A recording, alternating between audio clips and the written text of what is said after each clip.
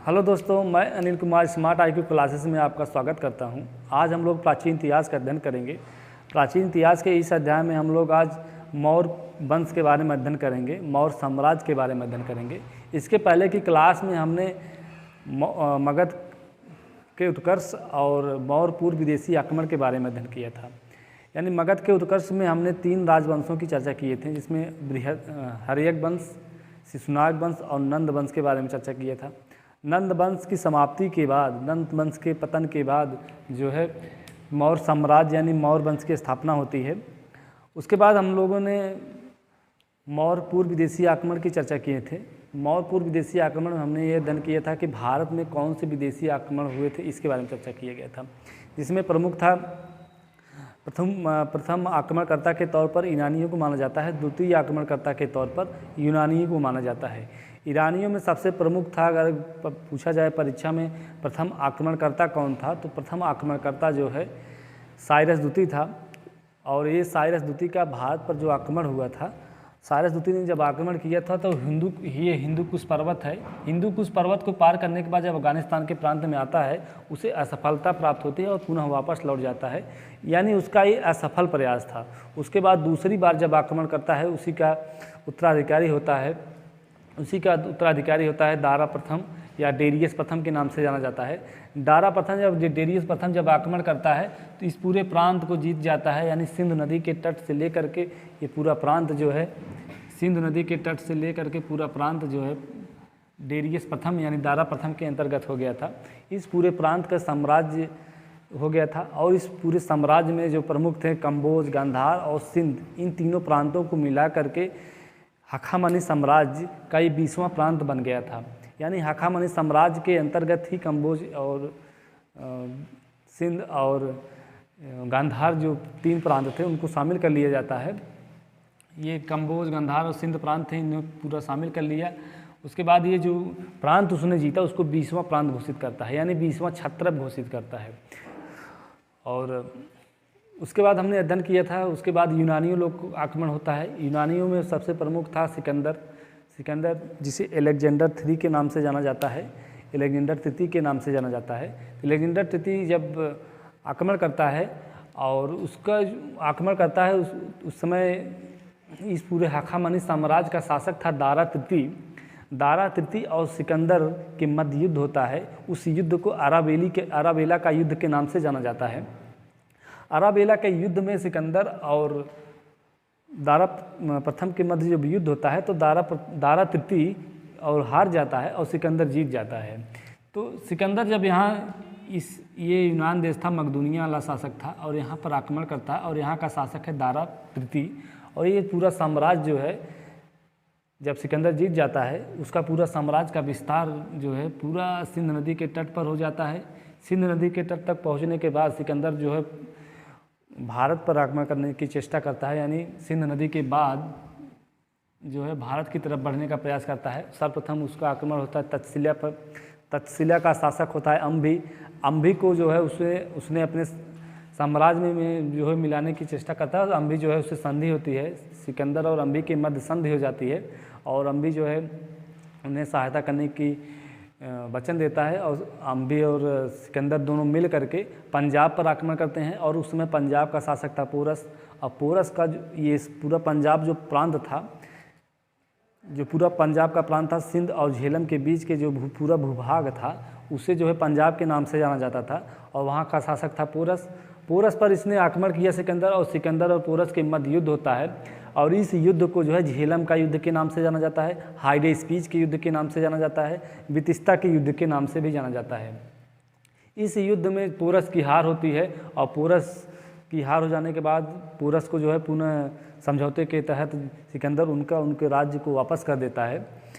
उसके बाद सिकंदर जो है झेलम के आगे बढ़ने का प्रयास करता है। झेलम से आगे वह आक्रमण करता है, जिसमें मालव का युद्ध होता है, पाटन का युद्ध है, अश्वक का युद्ध होता है। इस प्रमुख युद्धों में युद्ध करते करते हुए जो है पहुंच जाता है ब्यास नदी के तट पर। और ब्यास नदी के तट पर पहुंचता है, उसके बाद वहां से जो है नंद वंश का साम्राज्य का विस्तार था। देखिए ये ब्यास नदी हो गया, ब्यास नदी के यहाँ तक पूरा जो है नंद वंश का साम्राज्य था। और उस दौरान जो है पोरस सिकंदर जो है पुनः वापस लौट जाता है और युद्ध अपने सैनिकों के द्वारा जो है, जब उनके सैनिक ने कहा कि हम आगे युद्ध नहीं कर पाएंगे, हम लोग थक गए हैं, तो सिकंदर जो है उन्हें वापस चलने के लिए कहता है। और सिकंदर जब वापस जाता है तो मकदूनियम बेबीलोन में उसकी मृत्यु हो जाती है। हमने यहाँ तक अध्ययन किया था। तो आज हम लोग अध्ययन करेंगे मौर्य वंश के बारे में अध्ययन करेंगे। मौर्य वंश के में हम लोग देखेंगे कि जो पूरा साम्राज्य था मौर्य वंश का, कहाँ से कहाँ तक उसका विस्तार था, विस्तार में हम लोग यहाँ समझेंगे। उसके बाद हम लोग यहाँ समझेंगे किस विदेशी शासक से मौर्य वंश से संबंध थे, इसके बारे में अध्ययन करेंगे। इसलिए मैप बनाया गया है। मैप के थ्रू हम समझ ले रहे हैं ये पूरा अफ्रीका देश है, ये भूमध्य सागर का देश, भूमध्य सागर वाला भूभाग है। और ये जो है ये देखिए ये पूरा जो है ये पूरा साम्राज्य जो है सिकंदर के, जब सिकंदर की मृत्यु हो जाती है, सिकंदर की मृत्यु के बाद कई छोटे प्रांतों में ये भूभाग बढ़ जाते हैं, जिसमें प्रमुख है सीरिया और मिस्र। इन दोनों देशों का नाम याद रखिए। ये सीरिया था और ये मिस्र है। देखिए ये सीरिया हो गया और दूसरा मिस्र है। और सिकंदर के समय सीरिया का शासक होता है सेल्यूकस निकेटर, और मिस्र का जो शासक था बिंदुसार के समय जो है डायमेकस यहाँ का शासक था। यहाँ पर डायमेकस शासक होता है। और सीरिया का शासक होता है चंद्रगुप्त के समय जो है सीरिया का शासक सेल्यूकस निकेटर होता है। और जब अशोक शासन करेंगे तो वहाँ का शासक होता है डायनोसियस। तो यहाँ पर डायमेकस और सीरिया है दोनों, मतलब कि यहाँ पर मिस्र और सीरिया को आप ध्यान में रखिए। उसके बाद हम लोग आज देखिए चंद्रगुप्त मौर्य के बारे में अध्ययन करेंगे। चंद्रगुप्त मौर्य के कितने नाम थे ये अध्ययन करेंगे। चंद्रगुप्त मौर्य का साम्राज्य का विस्तार कहाँ से कहाँ तक था इसका अध्ययन करेंगे। उस विस्तार के बाद चंद्रगुप्त मौर्य की मृत्यु हो जाती है। उसके बाद शासक बनता है बिंदुसार, और बिंदुसार के बारे में अध्ययन करेंगे। और बिंदुसार के जो क्षेत्र का विस्तार था उसके बारे में अध्ययन करेंगे। उसके बाद अगला जो वीडियो होगा जिसमें हम लोग अशोक के बारे में अध्ययन करेंगे। तो आइए एक एक करके आगे बढ़ते हैं हम लोग। सबसे पहले मौर्य वंश का जो साम्राज्य था, देखिए मौर्य वंश का जो साम्राज्य था पूरा 321 बीसी से लेकर के 184 बीसी के मध्य जो है इसका पूरा विस्तार माना जाता है, कालखंड माना जाता है। और इसमें संस्थापक की बात की जाए तो चंद्रगुप्त मौर्य जो है इसका संस्थापक माना जाता है। चंद्रगुप्त मौर्य इसका संस्थापक माना जाता है। तो जब पूछा जाए कि मौर्य वंश का संस्थापक कौन था तो चंद्रगुप्त मौर्य जो है मौर्य वंश का संस्थापक माना जाता है। और यह जो है घनानंद की हत्या करने के बाद, घनानंद की जब हत्या करते हैं तो वहीं से जो है मौर्य वंश की स्थापना होती है। देखिए चंद्रगुप्त मौर्य को जो है 3 नामों से जाना जाता है, जिसमें से देखिए सिंड्रोकोप्टस, एंड्रोकोटस और एंडोकोप्टस 3 नाम हैं। इसको ध्यान दीजिएगा। इन तीनों नामों की पहचान जो है जो विदेशी इतिहासकार हैं वो अलग अलग नामों से इनका नामकरण किए हैं। जिसमें देखिए सिंड्रोकोप्स का नाम जो है जस्टिन ऑफ स्ट्रेबो ने रखा है, एंड्रोकोप्स की पहचान जो प्लूटार्क ने रखा है, और एंडोकोप्टस जो है एरियन ने कहा है। एरियन ने जो है इनकी पहचान एरियन ने इनकी पहचान जो है एंडोकोप्टस से की है। सिंड्रोकोप्स, एंडोकोप्टस और एंडोकोप्स, इन तीनों नामों को याद रखिएगा। इन तीनों नामों की पहचान जो है चंद्रगुप्त मौर्य से जो करने वाले थे। देखिए इन तीनों नामों की पहचान चंद्रगुप्त मौर्य से जो है सर विलियम जोन्स ने किया था। उन्होंने कहा कि सिंड्रोकोप्स और एंडोकोप्टस और एंडोकोप्स ये तीनों नाम जो है चंद्रगुप्त मौर्य के ही हैं। तो यहाँ पर तीनों शासक, तीनों नाम जो है चंद्रगुप्त मौर्य से जोड़ने वाले जो है सर विलियम जोन्स हैं। यहाँ परीक्षा में बहुत ही इंपॉर्टेंट है। तो पूछा जाता है कि इन तीनों नामों की पहचान कौन करता है। तो इन तीनों नामों की पहचान जो सर विलियम जोन्स ने चंद्रगुप्त मौर्य से करते हैं। तो आइए आगे बढ़ते हैं। अब देखिए हम लोग समझेंगे चंद्रगुप्त मौर्य का जो साम्राज्य का विस्तार हुआ, कैसे कैसे उनका साम्राज्य का विस्तार होता है, इसके बारे में अध्ययन करेंगे। देखिए चंद्रगुप्त मौर्य का जो कार्यकाल है 321 बीसी से लेकर के 298 बीसी के मध्य माना जाता है। उसके बाद जो है जब चंद्रगुप्त मौर्य की मृत्यु होती है तो उसके बाद बिंदुसार शासक बनते हैं। बिंदुसार शासक बनने के बाद तब उसके बाद अशोक शासक बनते हैं। देखिए सर्वप्रथम जो इसके साम्राज्य विस्तार में क्या क्या काम किए इसके देखिए। सर्वप्रथम ने 317 BC में पंजाब प्रांत के सेनापति से पंजाब जीत लिया। उस समय पंजाब जो है सीरिया के अधीन था और पंजाब प्रांत के जो सेनापति था उसको जो है चंद्रगुप्त मौर्य ने उसके हरा करके पंजाब प्रांत को जीत लिया। और पंजाब का प्रांत जो है सिंध और झेलम के मध्य के भूभाग को पंजाब प्रांत के नाम से जाना जाता है। तो यहाँ पर शासक जो है पंजाब को चंद्रगुप्त मौर्य जो है सर्वप्रथम जो है पंजाब को जीत लेते हैं। उस जीत के बाद जो है चंद्रगुप्त आगे बढ़ते हैं और 315 BC में प्रवर्तक की सहायता से झेलम और ब्यास नदी के मध्य के भूभाग पर जो शासक था उस समय प्रवर्तक था। प्रवर्तक इसलिए कहा जाता है, प्रवर्तक यानी पर्वतों के राजा, प्रवर्तक यानी पर्वतों के राजा, और वही पोरस को ही प्रवर्तक कहा जाता है। पोरस वही है जो चंद्रगुप्त मौर्य सिकंदर और पोरस के मध्य जो युद्ध होता है, जिसको हाइडेस्पीच के युद्ध के नाम से जाना जाता है, वही राजा जो है पोरस के नाम से जाने जाते हैं, वही प्रवर्तक के ही नाम से जाने जाते हैं। प्रवर्तक यानी पर्वतों के राजा, पोरस को जो पर्वतों का राजा भी कहा जाता है। पोरस और चंद्रगुप्त मौर्य के मध्य संधि होती है और उन दोनों संधि करने के बाद मगध पर आक्रमण करते हैं। और मगध का सेनापति था उस समय भद्रसाल। भद्रसाल की हत्या दोनों लोग करते हैं। भद्रसाल की हत्या करने के बाद ये लोग मगध की तरफ बढ़ते हैं। मगध में जो है पहुंचने के बाद घनानंद की हत्या करते हैं। जब घनानंद की मृत्यु हो जाती है तो वहीं से जो है मौर्य वंश की स्थापना मानी जाती है। फिर आगे समझिए, 315 ईस्वी में जो है प्रवर्तक की मदद के साथ, प्रवर्तक यानी पोरस की मदद से मगध के सेनापति भद्रसाल की पराजित करते हैं और घनानंद की हत्या कर देते हैं। घनानंद की हत्या करने के बाद नंद वंश का पतन हो जाता, नंद वंश की समाप्ति होती है और मौर्य वंश का उत्थान होता है, यानी मौर्य वंश की शुरुआत मानी जाती है। 315 BC में जो है मगध का शासक बनते हैं, यानी जब घनानंद की हत्या होती है 315 में, उसके बाद जो है चंद्रगुप्त मौर्य जो है मगध के शासक बन जाते हैं। 305 BC में सेल्यूकस निकेटर और चंद्रगुप्त मौर्य के मध्य युद्ध होता है। सेल्यूकस निकेटर जो था, देखिए सेल्यूकस निकेटर जो है सीरिया का शासक था। सीरिया, ये पूरा भूभाग जो है सीरिया के नाम से जाना जाता था। इस पूरे भूभाग में सीरिया का शासक था और सीरिया का शासक सेल्यूकस निकेटर था। सेल्यूकस निकेटर और चंद्रगुप्त मौर्य के मध्य 305 BC में जो है युद्ध होता है, जिसमें सेल्यूकस निकेटर की पराजय होती है और उस पराजय के बाद वो लोग संधि होती है, जिसमें सेल्यूकस निकेटर की पुत्री होती है हेलेना। हेलेना की शादी चंद्रगुप्त मौर्य से की जाती है। आइए आगे समझने का प्रयास करते हैं।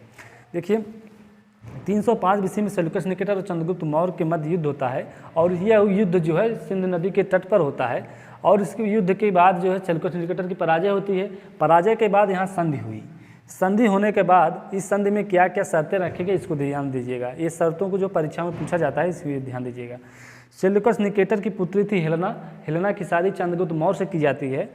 उसके बाद सीरिया जो पूरा था, सीरिया का पूरा साम्राज्य था यहाँ पर, और सीरिया से ही सर्वप्रथम जब 317 BC में पंजाब के सेनापति को जब हराते हैं चंद्रगुप्त मौर्य, तो सीरिया के ही अधीन, यानी सीरिया का ही सेनापति था, उसे हराते हैं।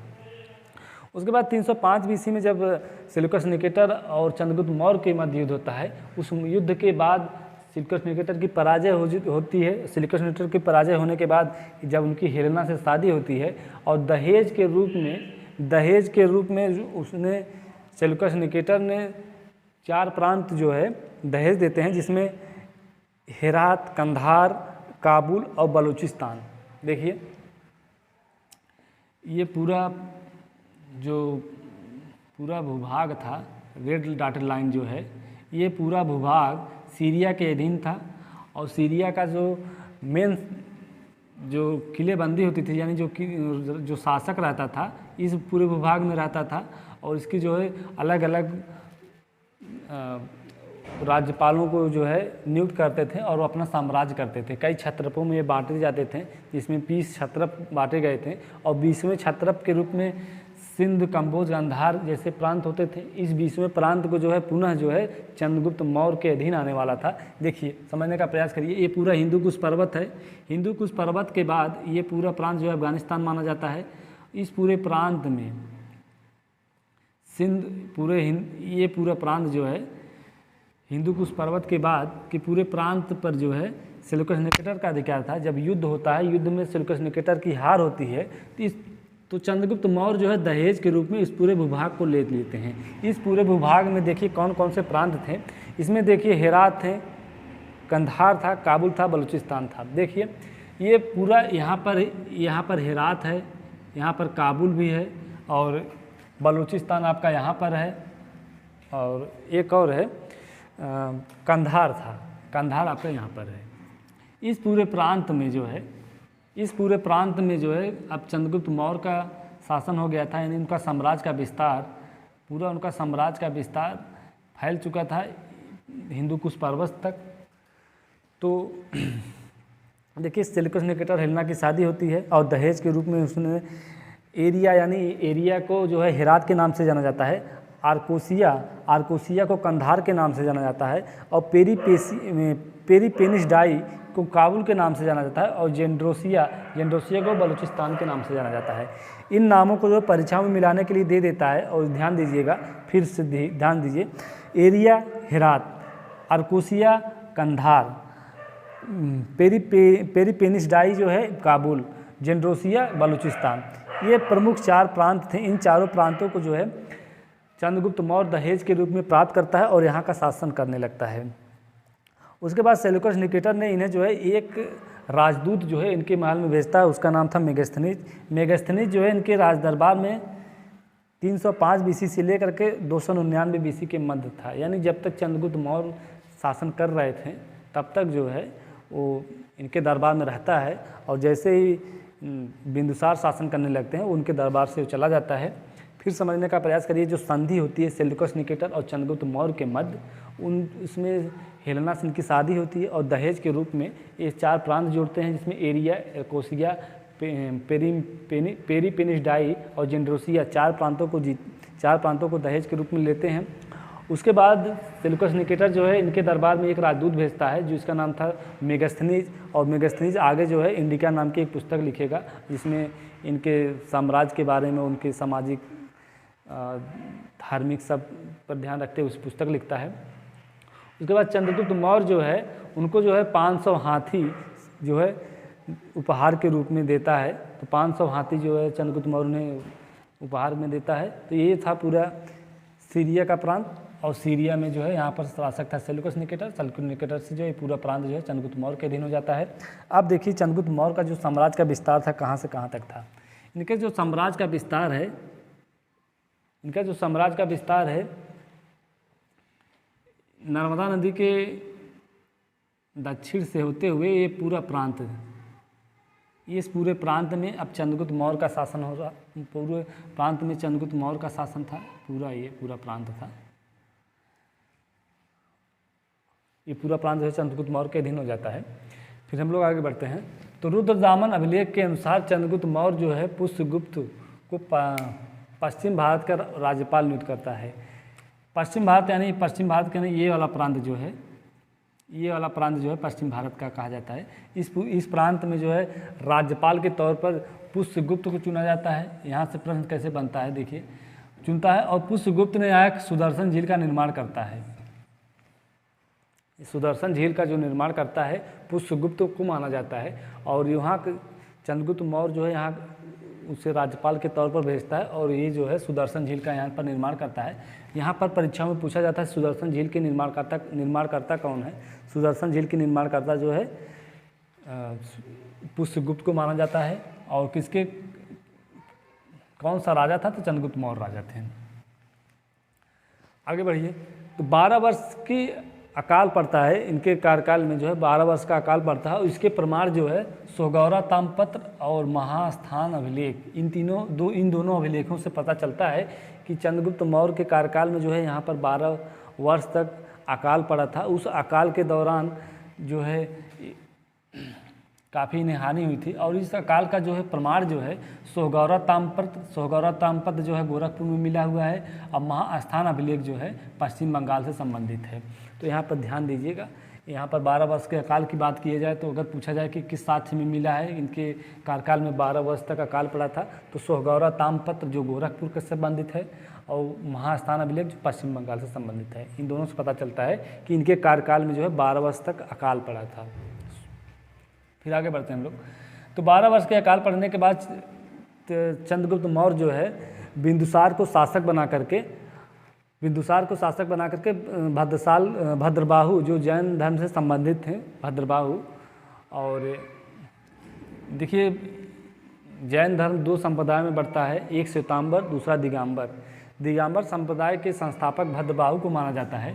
भद्रबाहु यानी जो लोग वस्त्र को नहीं पहनते थे, पूरी तरह से नग्न अवस्था में रहते थे, उन्हें जो है दिगंबर के नाम से जाना जाता था। जो श्वेत वस्त्र धारण करते थे श्वेतांबर के नाम से जाना जाता था। तो श्वेतांबर के संस्थापक स्थूलभद्र को माना जाता है और दिगंबर के संस्थापक को भद्रबाहु को माना जाता है। तो भद्रबाहु का यानी जो दिगंबर समुदाय से संबंधित थे। तो पूछा जाए कि चंद्रगुप्त मौर्य किस संप्रदाय से संबंधित थे, तो जैन धर्म से संबंधित थे। और संप्रदाय की बात की जाए तो ये दिगंबर संप्रदाय से संबंधित थे। और ये जो है भद्रबाहु की शिष्य बनते हैं और शिष्य बनने के बाद श्रवणबेलगोला में जाते हैं, वहाँ संलेखना पद्धति से अपना प्राण त्याग देते हैं। देखिए जब भद्रबाहु से के शिष्य बनते हैं उस दौरान ये श्रवणबेलगोला में जाते हैं। श्रवणबेलगोला जो है जैन धर्म का प्रमुख, वहाँ पर जो है बाहुबली की एक बहुत बड़ी मूर्ति थी। वही उसी के समय पे पहुँचते हैं। वहाँ पर जो है संलेखना पद्धति के द्वारा जो है अपना प्राण त्याग देते हैं। संलेखना पद्धति का मतलब ये होता है कि उपवास करते हैं, यानी भूखे प्यासे रहते हैं, कुछ अन्न नहीं ग्रहण करते हैं। धीरे धीरे शरीर जब कमज़ोर हो जाता है, धीरे धीरे उनकी मृत्यु हो जाती है। इसी को संलेखना पद्धति के नाम से जाना जाता है। तो पूछा जाता है चंद्रगुप्त मौर्य जो है किस पद्धति से अपना प्राण त्यागते हैं, तो संलेखना पद्धति से अपना प्राण त्यागते हैं। संलेखना पद्धति को संथारा पद्धति के भी नाम से जाना जाता है। इसे संथारा पद्धति भी कहते हैं, इसे संथारा पद्धति भी कहते हैं या संलेखना पद्धति कहिए। तो हमने यहाँ पर चंद्रगुप्त मौर्य के बारे में अध्ययन किया। फिर आइए चंद्रगुप्त मौर्य के बारे में अध्ययन करते फिर आगे बढ़ते हैं। हमने कहा कि चंद्रगुप्त मौर्य वंश का संस्थापक चंद्रगुप्त मौर्य को माना जाता है। इनके 3 नाम हैं, सेंड्रोकोप्स, एंड्रोकोप्स और एंडोकोप्टस। सेंड्रोकोप्स का जो नाम है जस्टिन और स्ट्रेबो रखते हैं। एंड्रोकोप्स का नाम प्लूटार्क और एंडोकोप्टस को एरियन। ये जस्टिन, प्लूटार्क और एरियन जो है ये विदेशी इतिहासकार हैं। इन विदेशी इतिहासकारों ने चंद्रगुप्त को अलग अलग नामों से उल्लेखित किया है।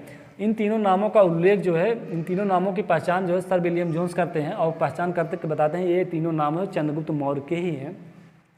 इन तीनों नामों को चंद्रगुप्त मौर्य से करने के बाद आगे हम बढ़ते हैं लोग। चंद्रगुप्त मौर्य का जो मौर्य का साम्राज्य था 321 BC से लेकर के 298 BC तक चंद्रगुप्त मौर्य जो है मगध के शासक बने थे। उसके बाद देखिए जो उनके विस्तार हुए थे उसके बारे में अध्ययन करते हैं। 317 BC में पंजाब के सेनापति से पंजाब छीन लेता है और यानी पूरा पंजाब जो है था सिंध, पूरा पंजाब जो है सीरिया प्रांत, जो सीरिया का शासक था उसके अधीन था। जीतने के बाद 315 BC में जो है प्रवर्तक की सहायता से, यानी प्रवर्तक यानी पोरस की सहायता से, प्रवर्तक यानी पर्वतों के राजा को पोरस के नाम से जाना जाता है। और उनका जो पूरा साम्राज्य का विस्तार था झेलम से लेकर के ब्यास नदी के तट के भूभाग पर जो है पूरा शासन जो है पोरस का था। वहाँ से इनकी पोरस और चंद्रगुप्त मौर्य के मध्य संधि होती है और संधि के बाद जो है ये दोनों लोग मगध के ऊपर आक्रमण करते हैं और मगध का सेनापति भद्रसाल को पराजित करते हैं।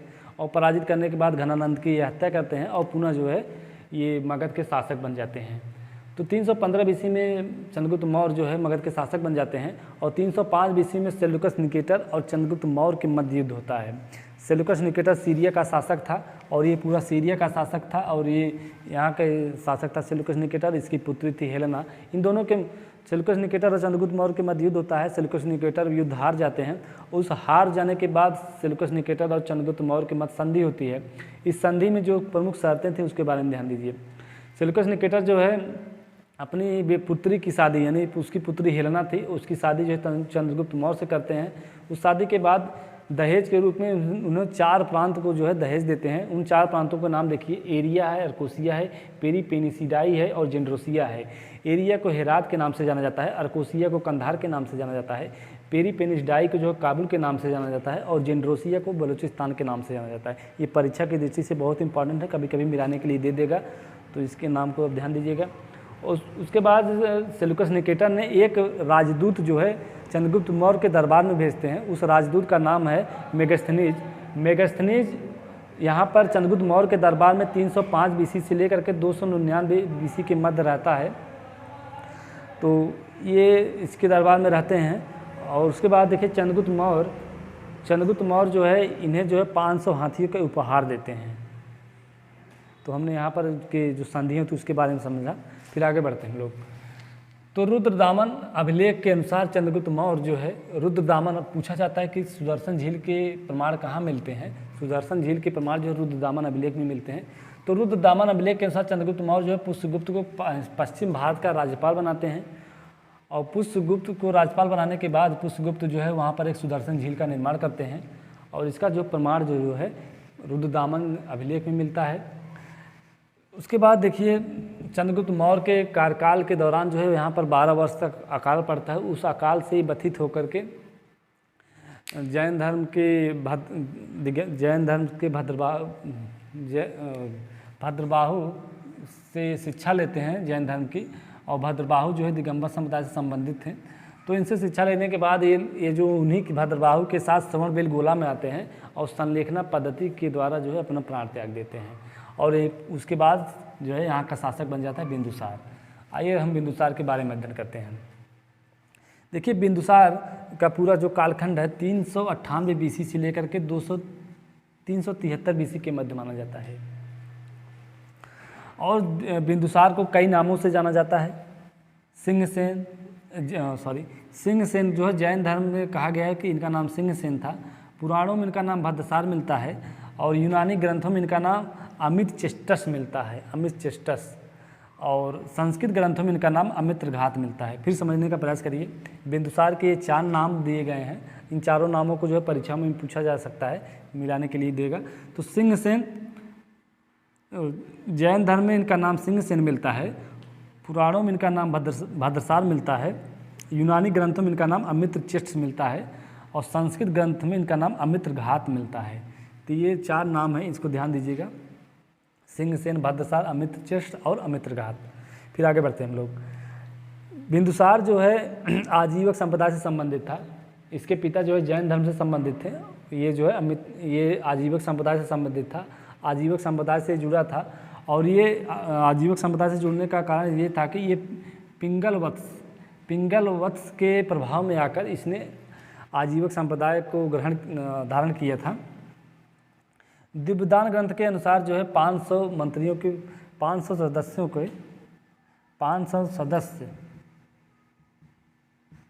सदस्य मंत्री परिषद होते थे। 500 सदस्यों का एक मंत्री परिषद होता था। और इन पूरे मंत्री परिषद में जो है इसका जो प्रधानमंत्री होता था वो खल्लाटक था। खल्लाटक बहुत प्रभावशाली व्यक्ति था। इनके मंत्रियों में उसे प्रधानमंत्री बनाया गया था, तो इसको खल्लाटक कहते हैं। खल्लाटक जो है प्रधानमंत्री था। यहाँ पूछा जाता है कि 500 सदस्य मंत्रियों का जो है प्रधानमंत्री कौन था, तो 500 सदस्य मंत्रियों का प्रधानमंत्री खल्लाटक को माना जाता है। और राजदूत की बात करते हैं हम लोग। देखिए यहाँ पर ध्यान दीजिएगा।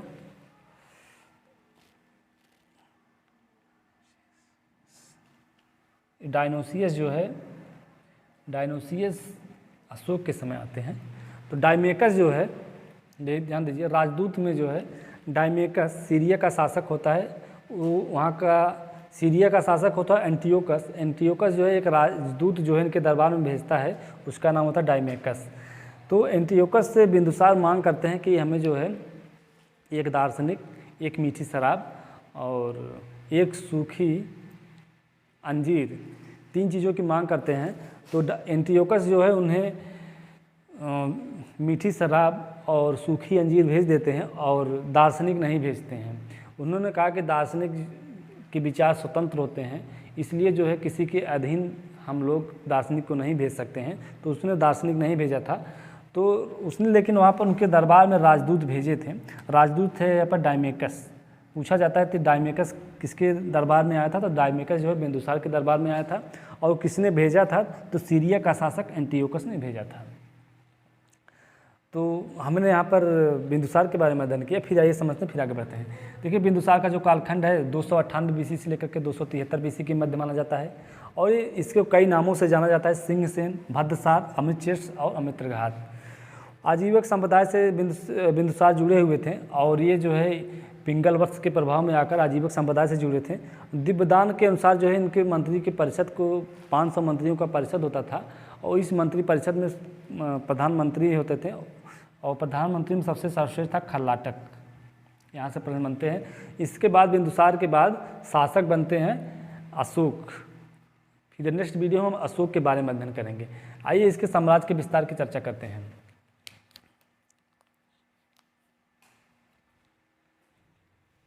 जो पूरा इसका साम्राज्य था चंद्रगुप्त मौर्य का जो साम्राज्य का विस्तार है,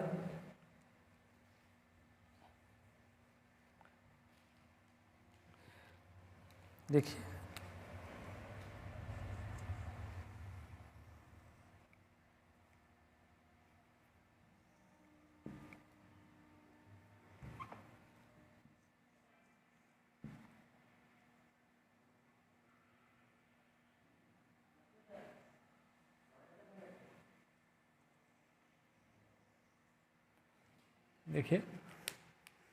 यहाँ पर हिंदू कुश पर्वत है,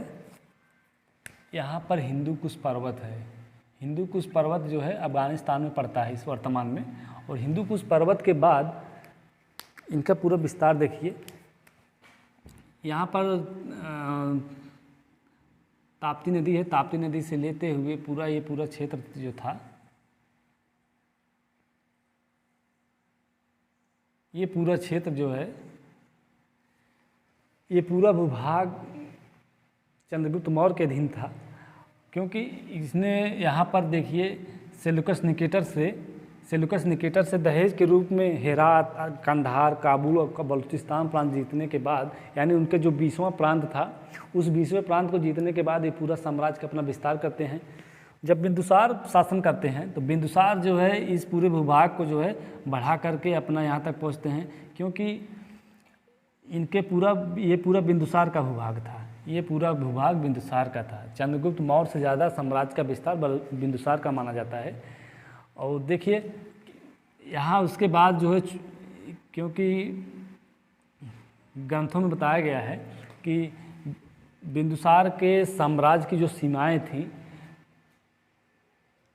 चोल चेर पांड्य जो थे यहाँ पर, चोल चेर पांड्य का शासन था यहाँ पर, चोलों का शासक था, तो उनके बारे में उल्लेख मिलता है कि यहाँ उनका शासक जो है सीमा रेखा जो है चोल तक फैली हुई थी। तो ये पूरा भूभाग जो है बिंदुसार का था और यहाँ तक ताप्ती नदी के मध्य के भूभाग को पूरा जो है हिंदू कुश पर्वत तक ये चंद्रगुप्त मौर्य का माना जाता है। तो हम लोग नेक्स्ट क्लास में अशोक के बारे में अध्ययन करते हैं। मिलते हैं नेक्स्ट क्लास में। धन्यवाद।